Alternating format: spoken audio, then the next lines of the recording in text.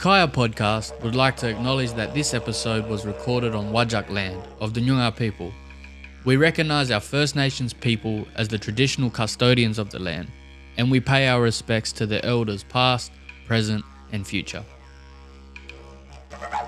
Kiya Wanju, hello and welcome to the Kiya Podcast show. Now, this is a very different episode to what we've done in the past, and I think it's only fitting. Did you know that we're celebrating 1 year of Kiya Podcast? Congratulations. That's a huge anniversary. Well done. It's definitely been a huge team effort.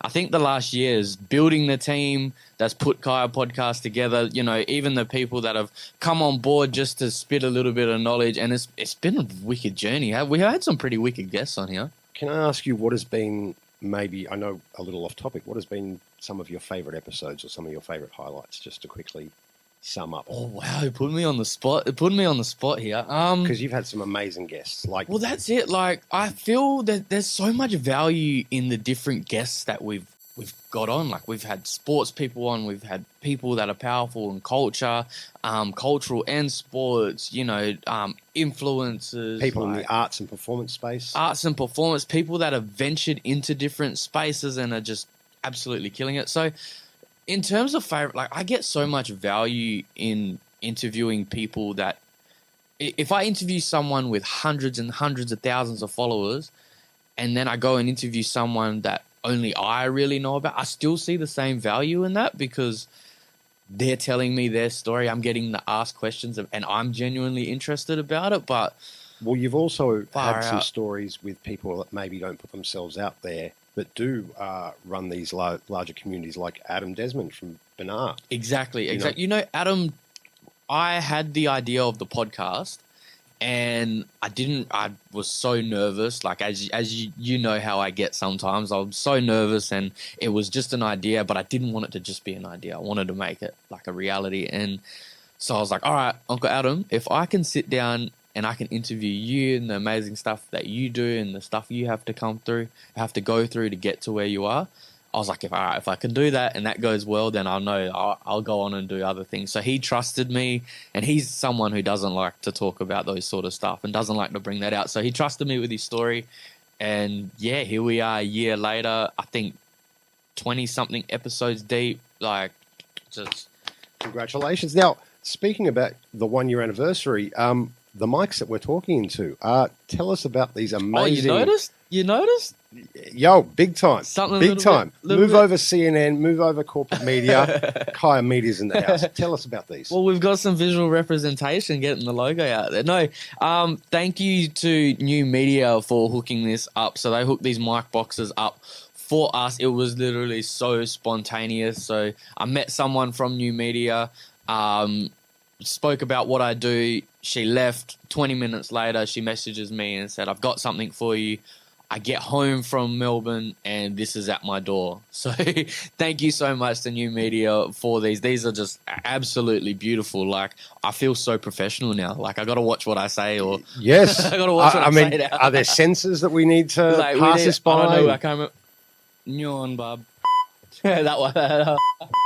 So we need to start pressing the censor button a bit more. Now, also, what are you repping at the moment with clothing? Because I'm loving your drip. Oh, break it down. This old thing. No, it's not something old. This is our newest sponsor. Dust off that shoulder. Dust it off. So Totem Clothing jumped on as a sponsor, and they hooked me up with some merch. They are actually from here on Whadjuk country.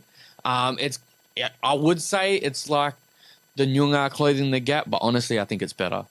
I do. I think it's so much better than Clothing that because it's ours. You know what I mean? Not just that. You guys are design-wise and, exactly. Way better. Exactly. So it's unique. It's like First Nations designs, and it's an operator brand that's owned by First Nations people. So Auntie Sandy is one of the owners. So shout out to Auntie Sandy for helping hook this up. And they do streetwear. It was from here on Whadjuk country, and it's a little piece of themselves and their clothing and what that represents. So this is actually the walnut hoodie, and I don't know if you can see what it is. We'll get some footage of this afterwards because there's some amazing design on there. I love the font. I love the colouring. It just looks so comfy. Oh man, we've got to get some more. like it is just so the hoodie is. Does really everyone thick. want to come up and just hug you when they first see you wearing that? Oh, I just want to hug everyone else because of it. Like it fits so well. If you like that baggy feel, but it's still snug, up on the shoulders. I love this. I love this. My only issue is figuring out how to wash it properly so it doesn't ruin the material or anything comes up. But I've had no problem so far. So it's not as bad as the clothing from the 90s where you had to cold wash and then hang it and all that other hypercolor t-shirts. Well, now, sorry, go on. I was going to say, do you still do that with your hoodie? Because I don't put my hoodies in the dryer. I'll hang them up or something. I plead the fifth. You plead the fifth? Now, so the clothing company, locally made, what was her inspiration behind the brand? Well, we just didn't really have a lot of authentic Indigenous representation with clothes here. Like, I know there's quite a few different brands out there. Like, there's Carly that do amazing socks, amazing ties, and amazing boomerangs as well, man. You should see some of their boomerangs. It is freaking wicked. We'll put their web address at the bottom here. Yes, big shout out to Carly. But there's not a lot of storefronts here in WA, and I know that that's what they're pursuing is a storefront, because obviously a lot of people have heard of Clothing the Gap, a lot of people have heard of Nurubu, but I think their passion behind it and how quickly they've blown up. Like, we was at an event at a school, and I remember I was talking to Auntie Sandy, and I was like, somehow Totem came up. And I was like, oh, I love that brand. And then she turned around and was like, oh, yeah, that's me. And I was like, what? And she was like, yeah, that's me. That's my brand. And, we did, my dad's show for his merchandise. They did their designs. And I was just like, we need to have a coffee. And then the next week we had a coffee. She was able to jump on board as a sponsor. And then here we are repping it. For the first time. I love it. I mean, especially just getting behind a local brand as well. That's always good. You don't want to give your money to these faceless overseas corporations. That's right. And anything that I'm all about community, as you know, the stuff that I do in community. So if I can, support that through something that I do with a passion, something that I'm always going to do, and I can continue to support and have that ongoing relationship, I'm going to do it, man, because this means more to me than just a hoodie. It means more to me than just, representing it. It's an honor. It's an honor to be wearing this right now. If someone, I totally agree. Now, I won't stay too long on that. Give us some other updates, because it's been a while since we've touched base. What have you been up to throughout June and July? Oh, well, June, what happened in June? So I had my birthday in June, so I feel old. That's why I've got a couple grey hairs coming through. 22? Yeah, let's go with that, 22. So no, 26th birthday was really good, but I kind of had this little bit of a clarity where I wanted to do Dry July. Something was telling me to just do Dry July, center myself, center my soul, center my spirit. And now it's 8th of August right now and 9th of August, and I'm still going. I'm still going with Dry July. How were the first couple of days? Questionable, because it was like, am I really going to do this? I haven't done Dry July before. Probably the first time I've been sober for this long since friggin' 17 with committing to it, of course. But how did you feel in that time? It was a lot of reflecting. It was a lot of like, why I'm doing this, because I want to be the best version of myself. I want to see what that's like. I started to question, why was it that I drink alcohol?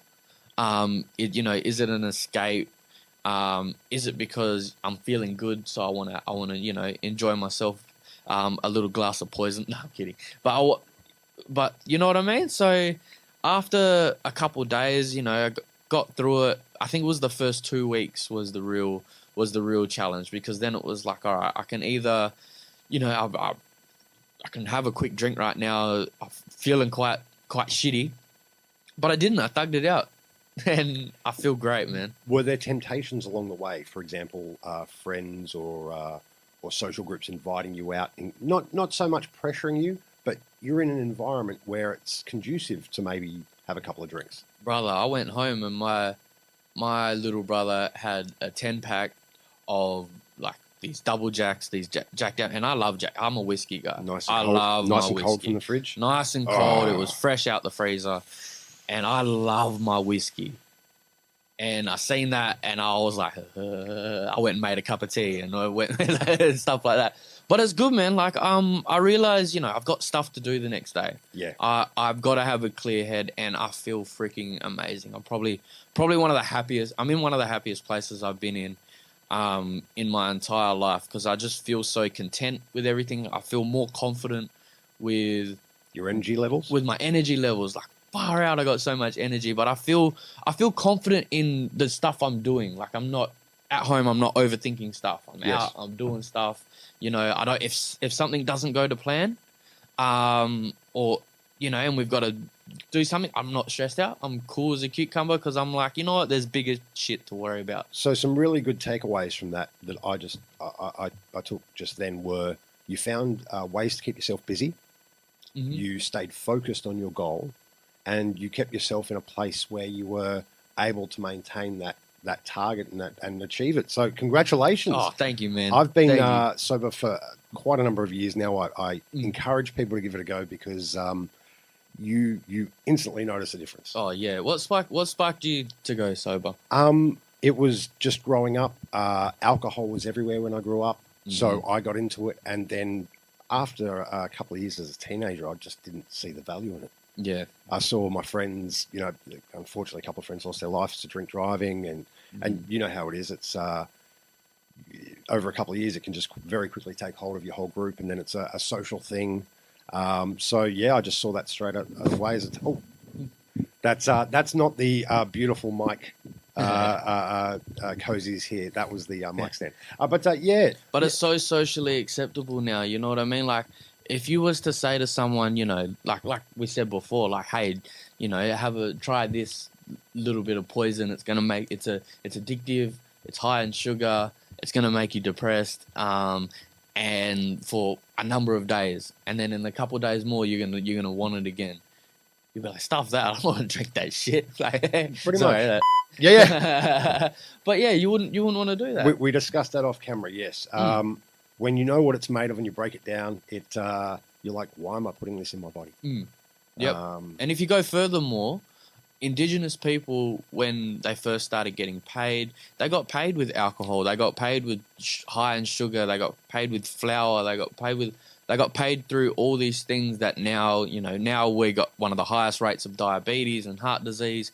We've got so many oldies on dialysis. Well, you go to these communities and these suburbs, and you see what has been built in these areas, and there's plenty of bottle shops and chemists, but you can't find an IGA with fresh food to save your life. And if you do, it's expensive. It's so expensive. They've got all these great little takeout bars with fried food and stuff that's expensive, but they don't have the stuff that we get in the city here that's cheap, fresh, and yeah, it's exactly.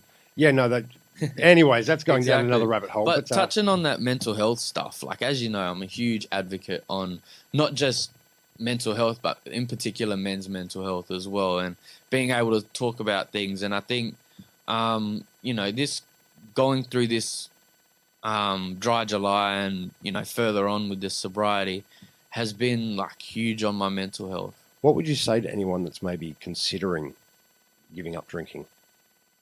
Man, talk through it, because it's easy. I think a lot of people, if they want to give up drinking, they'll kind of keep it to themselves, or you can go the complete opposite, right? You can, you know, post about it on Facebook, and then all of a sudden you've got all these temptations to drink again, and it makes it 10 times difficult. But I'd say talk to people in person.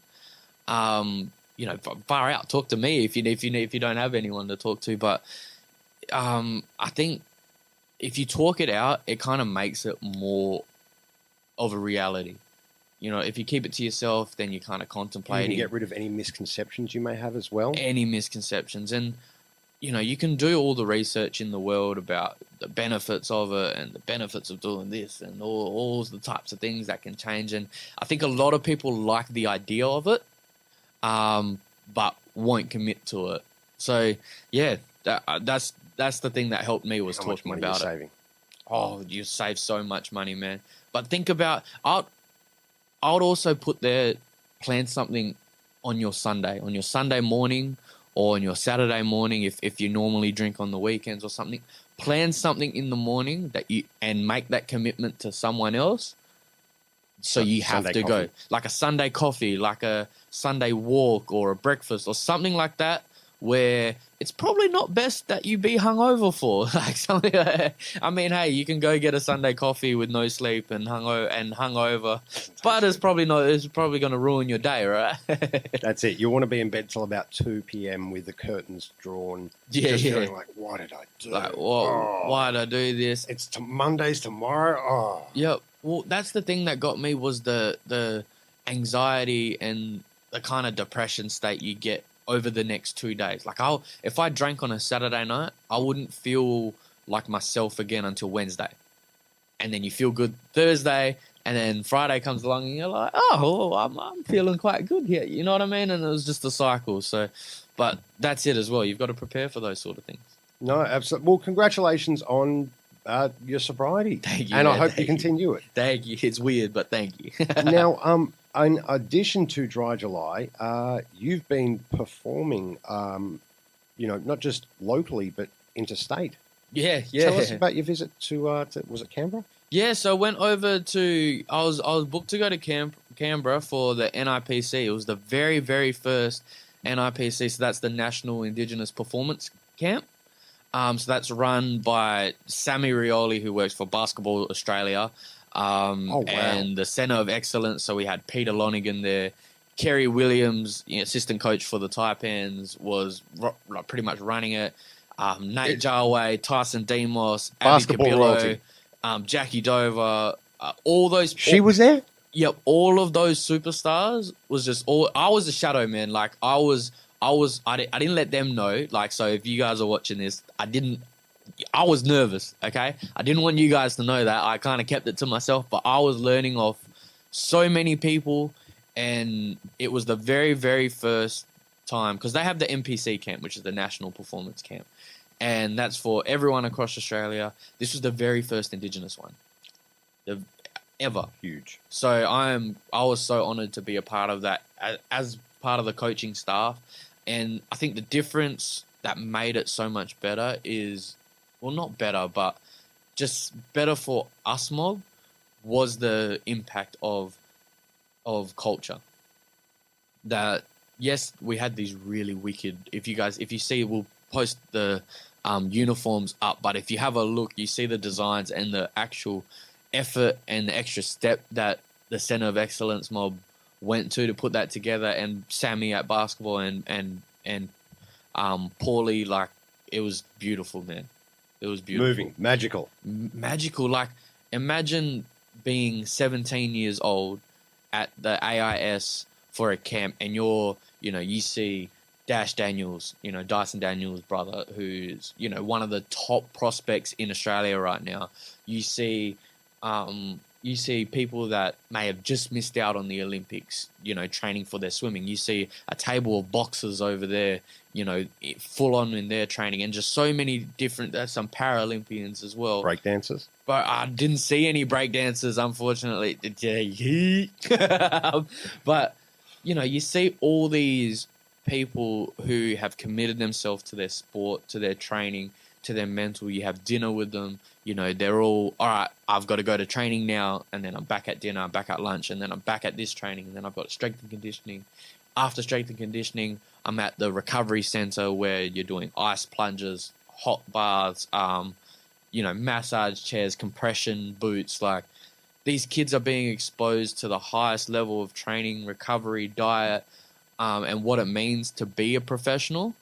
And for them to experience that, but also get the first-hand knowledge from Nate Jarway, Abby Cabillo, Tyson Demos, Kerry Williams, like, it just complements itself, and it's so, so special, man. So, so special. So you're just like, I guess, if you're attending, you're like a sponge. You've got all this opportunity. You're absorbing this 24/7. What was maybe some of the highlights from that for you? Oh, man. Well, for myself personally, was with Corey. I was trying to hit a half-court shot the whole time we were there, and I just couldn't do it. And this man, I reckon he would have hit about 30. he was doing it like nothing. Like, what is, you haven't done it yet? But another half court shot. And I'm like, far out. That was probably one of the highlights for me. But I think just the little sessions and attention to detail when you have both Kerry Williams and Peter Lonergan coaching, running the sessions, and the attention to detail that they're giving the kids, but they're also letting them know, play how you play. Like, they know how our Indigenous style of playing is very fast, down pace, flowing, unorthodox. So they're like, look, we're giving you these structures and these sets, so to speak, but play how you play. If you can come out of that set and find a new piece, then that adds a dynamic to that makes the set better, because then we're getting different reads off it. I love that they take that approach and they're not as strict. Yeah. Because some coaches go, no, you need to play these sets and this is what... Well, hang on a second. No, if you can do it and do it better... Yeah, that's right. And we didn't have to... The one thing that the NPC mob, the Basketball Australia mob, pointed out was the whole camp, unlike previous NPC camps, they didn't have to coach effort. The kids, they came 110% with everything that they did, with their preparation. They were on time. They were on court. They hustled even when fatigue and cramps and stuff like that set in. They pushed through. And that's something that you don't get to see very often. You know what I mean? Like, they really earned their spot there. You've had a busy couple of weeks already, but you've got an even busier couple of weeks and months coming up.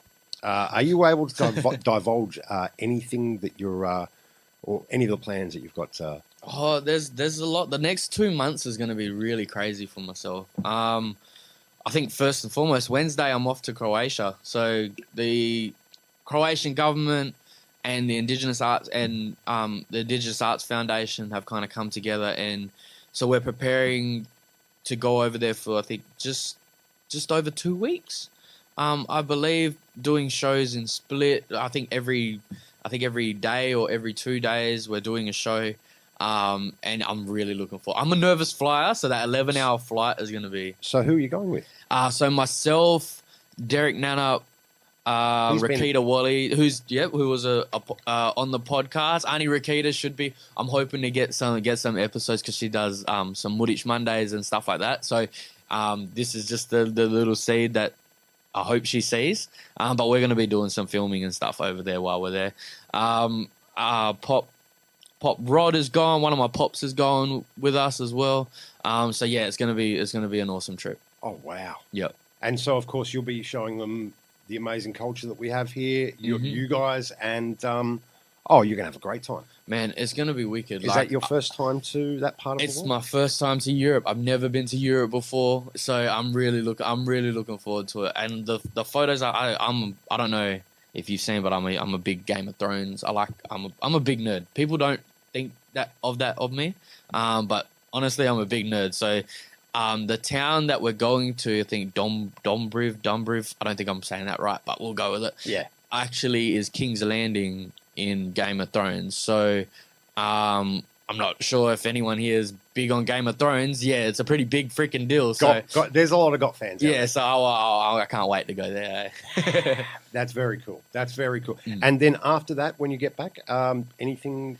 Yeah, so I've just been contacted, and I don't think I've told you this actually. This is news to you. So Breaking news. I've been contacted to MC the Waffle Grand Final.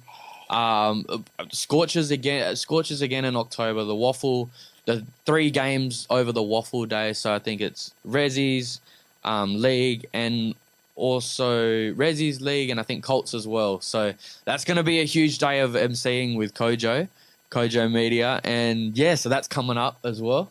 That should be freaking wicked. Sorry, you're doing the Waffle. Oh my gosh, the Waffle Grand Final. Okay, so for those audience members that are interstate, the Waffle over here is essentially, it's just under the AFL, but the quality of talent is you'll often get AFL players playing in the Waffle. Mm-hmm. So it's the Premier League, and I'd put it on par with the VFL. I think we're better than the VFL. I'm a bit biased. I'd have to say. I do like the way the VFL's set up. organization wise, but I don't I have to. The games are more exciting out here, but for you to do, I mean, the TV, it's got huge media. It stops the state. It's bigger, I'd say, than Melbourne Cup Day, because so many family members of so many communities are involved in this. Congratulations! So, yeah, man, I'm so excited. Honestly, I'm not even nervous. Just because, obviously this sort of stuff helps. I've got experience doing it, but, I can't wait to see what happens. Stint earlier in the year at the Optus Stadium? Yeah, exactly. So Dave Berry, who's a consistent MC, that guy is honest. I was messaging him this morning as well.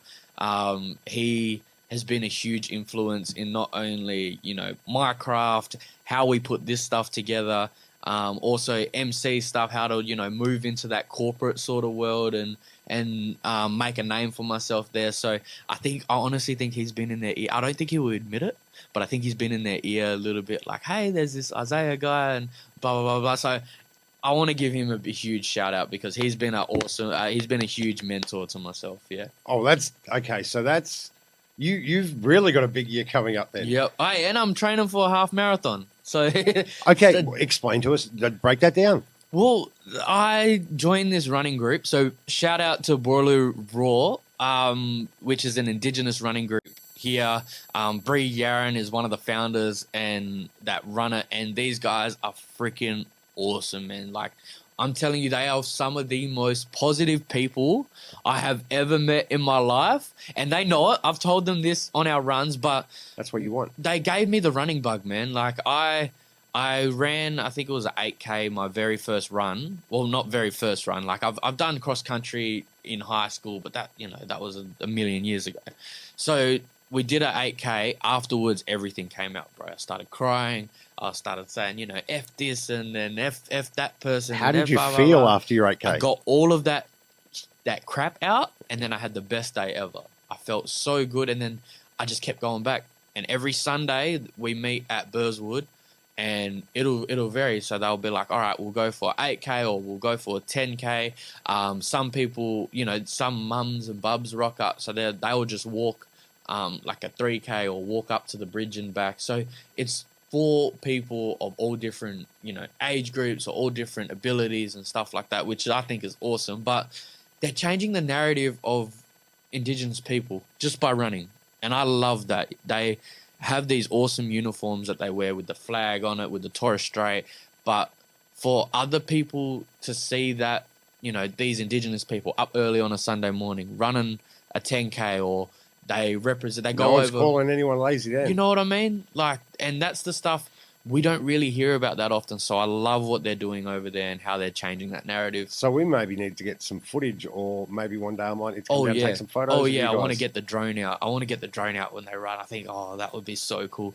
But so they do I think they're training. I know Shannon Stack is a part of it. He's training for the New York City Marathon in November. He did a half marathon in Gold Coast just a month ago.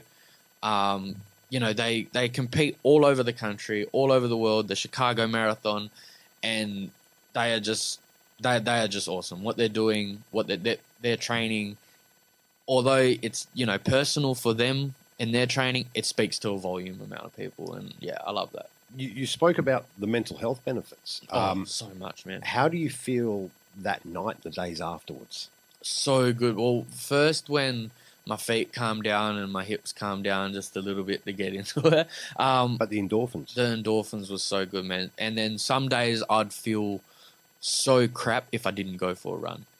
And like after 2-3 weeks, like I started noticing the different changes in my body. Your times came down. My times came down. My obliques came in a little bit, but getting that summer body ready. That's it, man. That's it. But it's so much more than that. The mental side of it.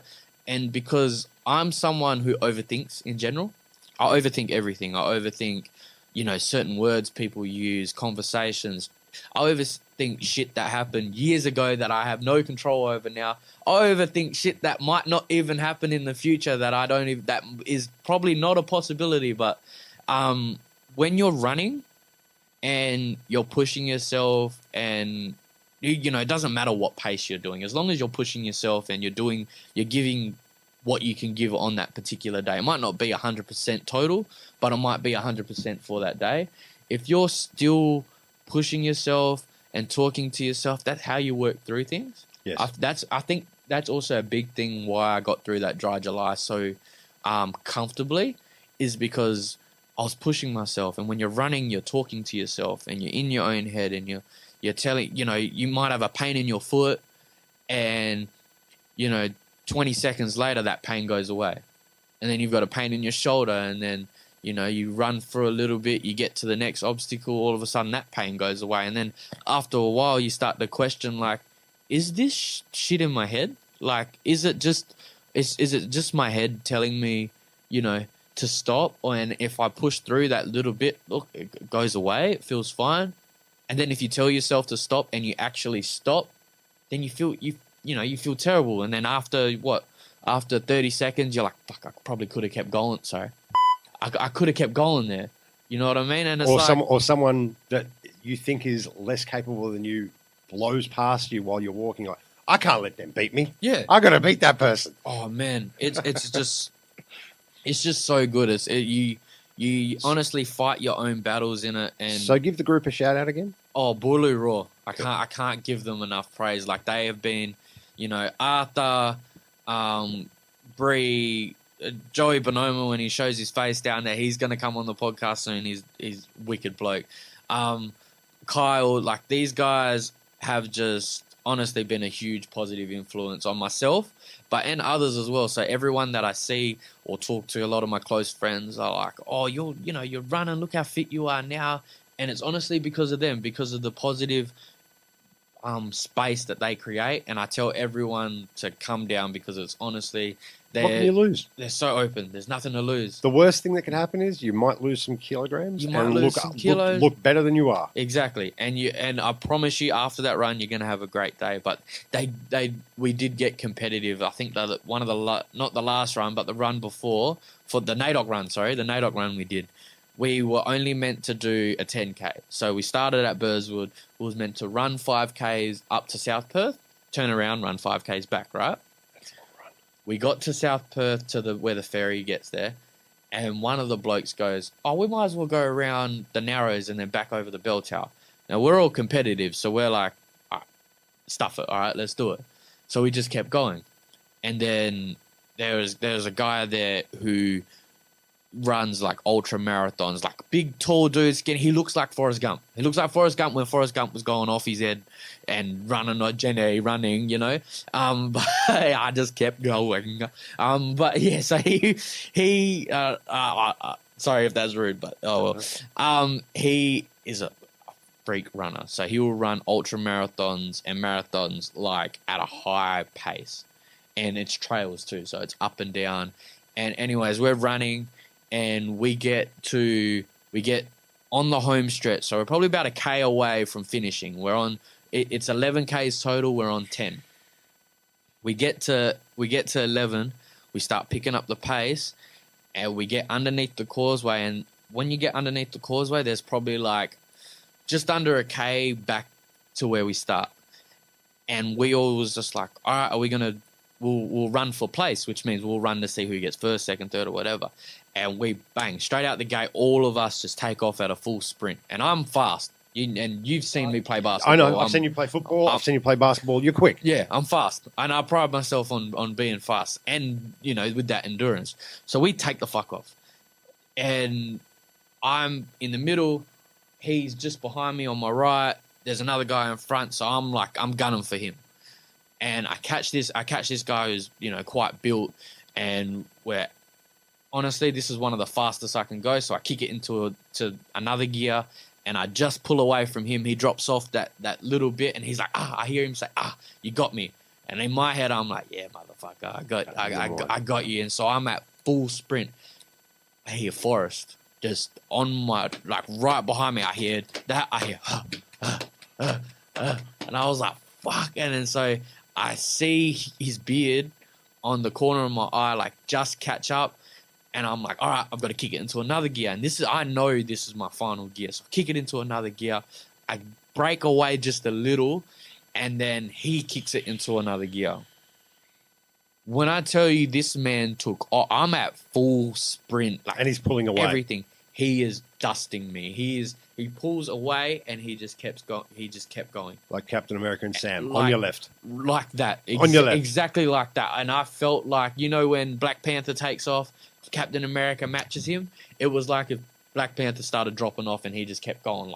But I was still sprinting like everything out. I was still dusting the other bloke. But yeah, he was a freak. Another level. But yeah, I can't speak highly of that. Now, speaking about athletics and sports, let's talk about the Olympics. Let's yarn about it, man. So let's firstly, let's discuss who's being represented, who from Indigenous Australia is representing us in the Olympics. Are you familiar with some of the athletes at all?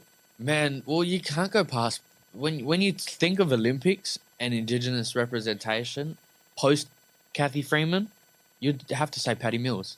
Yeah, Patty Mills is one of the biggest. I think our biggest Olympian that we've ever had. 5 times he's been to the Olympics. Like, that is an amazing career, and it was actually really sad to see articles and to see posts that this may be his final Olympics, and it's like far out. Like he will have to go down as one of the GOATs. Not just in Australia, around the world. Oh yeah, I think he's 5th in the all-time scoring for Olympics. He passed Ginobili, I'm pretty sure. But yeah, amazing athlete, man. Like, it's ridiculous. Now, I haven't done too much research, but just looking on the phone, who else have we got representing us? Oh man, so we have 11 Indigenous athletes representing us, both Aboriginal and Torres Strait Islander. So I'm going to give them a little bit of a shout out if you don't mind. Please go through the list. Awesome. So we got Taliqua Clancy. Okay. So Taliqua, she was part of the 2021 Olympics in Tokyo, and she's part of the beach volleyball. Oh wow! So wicked. She actually started off as a netballer and then fell in love with volleyball at 17. So I want to give her a shout out and her mob as well. So she's a proud Woolly and Gorong woman. So I want to give her and her people a shout out for what they're representing, the culture that they're representing over there in the Olympics. So beach volleyball people, go check it out. Wicked. Also Abby Connor. Yes. So Abby Connor is just 19 years old, competing. It's her very first Olympics, and she finished 2nd in the 200-meter butterfly at the Australian trials in June. Wow.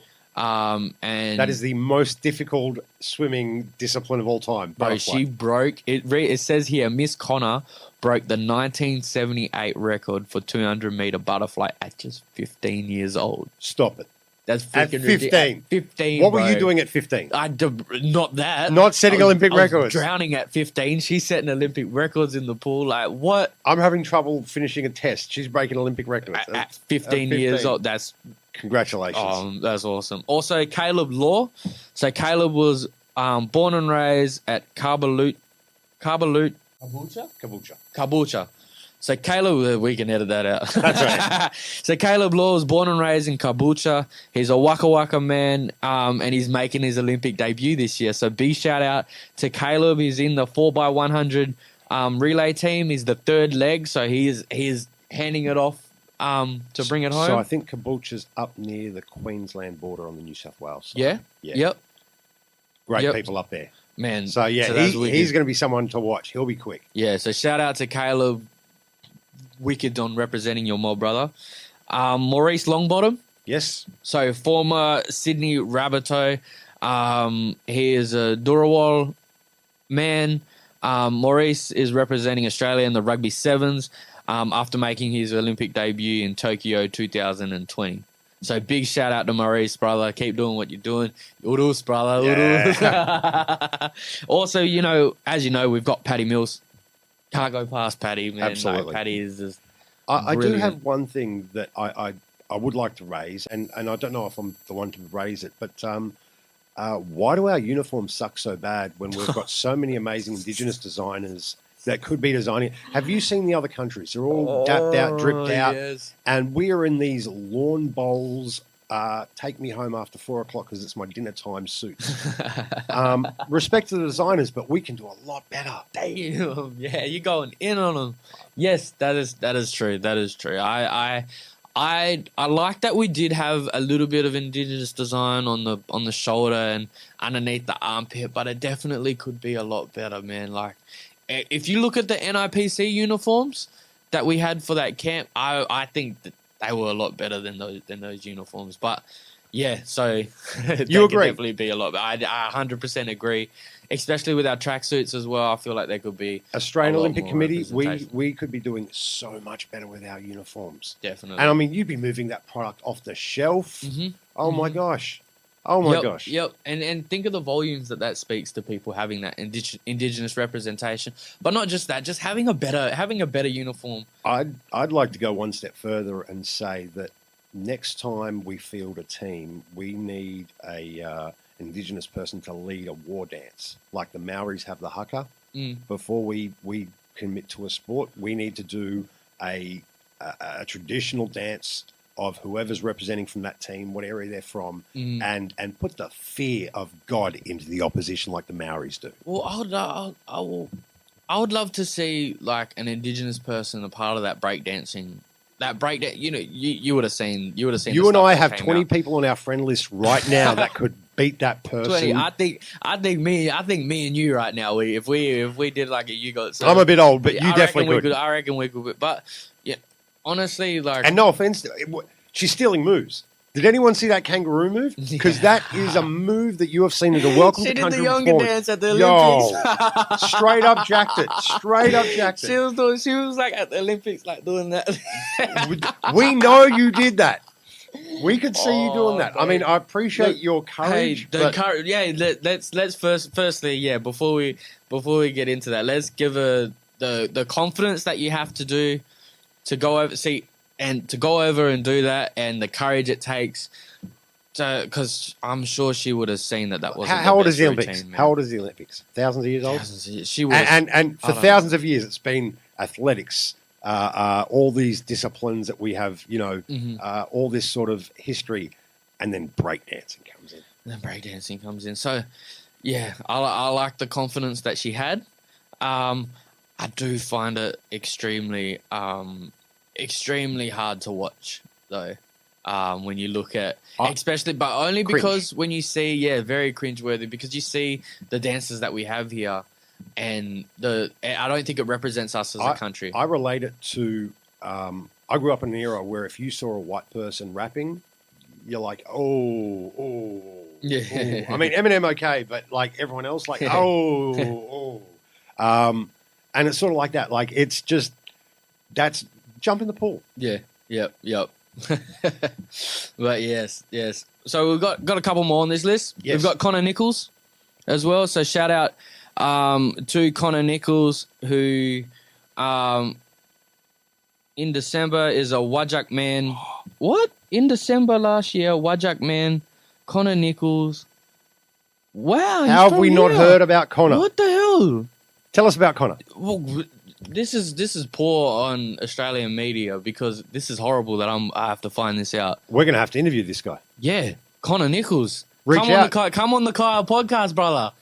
Bloody hell. Hold on, let's read this little bit about Connor here. So Connor, in December last year, Wajak man Connor Nichols teamed up with the Nia Girwood, winning 2 races in the mixed 470 at Sale, Sydney. Whoa. After their win, the pair secured a Paris Olympic quota spot in which Mr. Nichols will make his Olympic debut.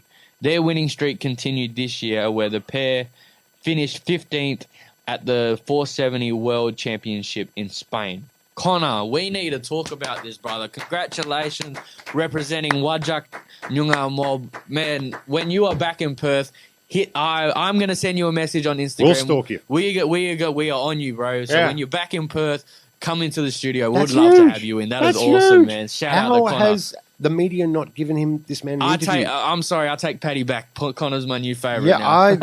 Yo. Like Connor, yes. Yeah, man, that's wicked. Brooke Paris. So Brooke is a Nagawanji woman. Brooke Paris will compete in the Australians women's hockey side at the Paris Olympics, making her Olympic debut in Rio 2016. Brooke has been a part of a silver medal winning team at the 2018 Championships Trophy and Commonwealth Games, as well as the 2019 Oceania Cup and FIH Pro League. So shout out to Brooke and being able to represent your people yet again at one of the highest levels of hockey possible. Yeah. On the world stage. Yeah. On the world stage. Well, and it's keeping that dominance that we have, I think, on the hockey field as well. Oh, yeah. And you can win it, but then keeping that top spot, that's more difficult. Yeah, and hockey's a huge sport, man. Like a lot of the country towns, they play hockey. Like we know how big it is here in Perth, but a lot of the country towns, they play hockey. A lot of young girls grow up and boys grow up playing hockey as well. So, Brooke, well done and keep representing your people very well. Callum Peters as well, 21-year-old boxer. Callum Peters is making his Olympic debut as well. 21 years old. Look at him. He looks like a smasher too. He looks like he can smash. He secured his spot after winning gold at the 2023 Pacific Games in the Solomon Islands. And his quote here says, "I finally get the chance to represent my country and my people," he said. That is freaking wicked. That's a T-shirt. That's a T-shirt. That is exactly, Callum, that is exactly what this podcast is about, is representing who you are, where you're from at the highest level possible. And the fact that you can take something like fighting, like boxing, into that disciplined world and represent it and change that narrative for our people. Well done, brother. Well done. I always think that we've had a great history of an amazing Indigenous fighters in this country. Oh, yeah, man. I mean, I don't think they're given the respect or the coverage they deserve. But, yeah, we've got an amazing... Yep, right back to Lionel Rose, man. Like, you go back and you look at the type of fighters that Alex Winwood is, fighting for his second belt in a couple weeks, and you look at the amount of talent that we've got, man. Say what you you may have your own personal thoughts on Anthony Mundine, but he went from the highest paid NRL player, so he went from the pinnacle of one sport and crossed over to the other at the highest level. Yep. I mean, and was one of the best at both. He was the best at NRL. Yep. He was the best at foot. He was the highest contracted player at the time. Nobody else earned more than him. Nobody else was putting stands on bums on St George seats like he was. Yep. When you talk about boxing, you talk about how the self promoting that you've got to do. You talk about the amount of times you've got to speak for yourself and be outspoken. Colin McGregor took a page out of Anthony Mundine's book. If Anthony Mundine wasn't Indigenous, there wouldn't even be... If he wasn't Indigenous, this conversation would be like a no-brainer. Well, he wouldn't have the scrutiny. He would not have the scrutiny, all the negative press that no other athlete gets. Whenever there's an athlete that has something bad happen, swept under the carpet. Let's not put that on the news. Yeah. But let's bring this thing out of the closet from 5 years ago that really doesn't matter. Yep. Yep. But no, we've got a lot of great talent. Who else do we have on the list? We have Maria Williams. So Maria is a Wurundjeri woman. Maria Williams will again represent her country playing hockey as well. An impressive resume. Miss Williams has played in the Australian national field hockey team, competing in the prestigious international competitions such as the FIH Hockey World Cup and the FIH Pro League as well. So shout out to Wurundjeri woman Maria Williams. Marissa Williamson Polman. She's a Wurundjeri woman. Marissa will be the very first Aboriginal female boxer to fight at the Olympics when she enters the ring in Paris. That is freaking awesome. Miss Polman is making her Olympic debut. She overcame a knee injury to claim gold at the 2023 Pacific Games in Solomon Islands. So big shout out to Marissa. Congratulations on your debut, Marissa. That is awesome, being one of the very first. And we have a superstar last but not least, that you would know as well is Alex Ali Wilson. Yes. Yes, so she is a Narrandjeri woman. Ali Wilson will be making her debut as well as an Olympian at 30 years old, competing in the 3-on-3 basketball. She's not 30, she's 28. She's 21, she's 20. Yeah, not 30. But, well, that's something to be talked about as well. Like, you know, she's coming to the Perth Lynx this year. I've seen that. She got signed here in Perth. So we will get to see lots of her, and hopefully we'll get an interview with her. Oh, man, imagine that. That'll be wicked. That'll be wicked. So much basketball experience there. But when you talk about, you know, it says she's making her debut at the Olympics at 30. What do you think that speaks to sorry, excuse me. Bless you. Thank you. What do you think that speaks to people, you know, that's still pursuing their sport at a high level, to kids, your dream doesn't stop to middle-aged 20 21. people? Yeah, right? It can keep going through to your 30s and onwards. Right, I think because, you know, there's such a high demand for athletes when they're 17, when they're 18. The athletes from, you know, 18 years old right up to 33 get neglected. And they're still, when you're 28, when you're 30, you're still in your prime years. You can still, if you've done the right things throughout your 20s, take care of your body, you know, you can still compete at the highest level and thrive and be one of the best. So mentally, some may say you're even at an advantage because of all the experience and extra that you've learnt. The poise that you get, the maturity that comes with it. So big shout out to Ali. Ali's a class act. Yeah. She really is a class act.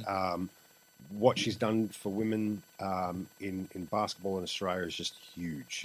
Is huge, and especially now with the Kangaroos. Yep.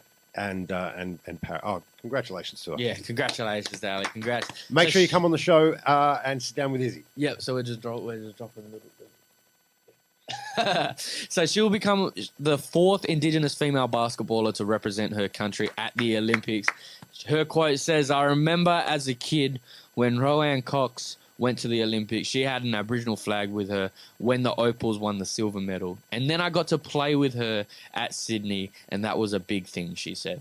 So, Ali, I don't know if that's clicked yet, but you are actually on the other side of that. So now people are watching you. People are being honoured to play with you now, and you are now on the other side of greatness. Yeah. Of greatness. You're leading the way for people now. So that, man. So and big she's very shout modest as well. She won't. Promote herself. So it's good that you are, man. We like to give flowers on the Kiya Podcast, don't we? Yeah. So we give Well our done. flowers to those 11 athletes that I just mentioned. You know, well done on not only making it to the Olympics. Honestly, whether you win gold, silver, bronze, whether you come 4th, last, whatever the case may be, we don't care. We don't care as much as you. We care about the fact that you was able to overcome the obstacles that you overcame to get to the Olympics, to get to where you are now, to represent your country, your people, your culture, and then take the knowledge and experience from there back home. That's what we care about. And not just that, to continue to fight the stigma and how the media treats Indigenous people. The fact that you're still all so resilient, and I love it. I'm still spinning out that Connor is a Wajak man, and this is how do we not know? I need to rethink. I'm embarrassed. My algorithm must be horrible on Instagram. I'm blaming TikTok. It's the Chinese. I'll blame the Chinese. TikTok. But yeah, that's it. But that's it, man. So this episode, was a real thought out episode. No, this episode was really strung together, and it's probably one of our best that we've sat down. I've got to give you your flowers while we're here, Eric. Obviously, very busy person. You've been extremely busy over the NBL 1 season, and I've got to give you your flowers because everything that you've touched, not just my podcast, you've got Too Short for the League. You've got the things that are happening with Top Golf. The stuff that you do, man, is extremely. I will say I'm very lucky. I mean, there was an opportunity I got to work with yourself and Chilton Yaron. I'm going to butcher the name of the program, but Our Spirit Strong is the English translation. So, I mean, as a Wodgala, it's very it's a huge privilege to be able to cover the stories I cover, because that's a lot of trust from your end. Am I going to do the story right? Am I going to be honest? Am I going to tell my audience how I think it should be? So it's a huge honor. So thank you. No, thank you, man. Thank you, man. Like I said before, our culture is all about educating. So I'd like to thank you for capturing those educations. I'd like to thank you for the work that you do, and the huge impact that you've had on myself, on the Kiya Podcast, on every other podcast and everything that you touch, man. I think you've got that authentic effort that you don't see in a lot of people. Like, you're not someone who asks for anything in return. You see the value in the value. You don't see the value in the commodity or the value in that. You see the value in what someone is trying to do if they're doing something good. The dream. And I freaking love that, bro. And Much I love love that about Thank you. you, brother. Thanks for inviting me on. I appreciate the opportunity to be a part of your team. It's been fun. This is awesome, man. Till next time. So in our culture, we say Boorloo. Boorloo means see you later. We don't have a word for goodbye here in Yunga culture. We say Boorloo. Boorloo is later. Boorloo is see you. So Boorloo is see you later. So see you later. Boorloo. Thank you very much for watching. Obviously follow us on Instagram, Kiya_podcast, the Kiya Podcast. We're also on TikTok, YouTube, and Spotify. So make sure, go in there, have a look, like, share, all that sort of stuff. But also, even feel free to send us a message on who you want to see on this podcast, who you might think will be good, because we're always open. We've got a lot of episodes coming up over this Christmas, New Year's, and going into 2024 period. So make sure that you stay tuned in for that. And thank you for listening. Cheers. Boorloo.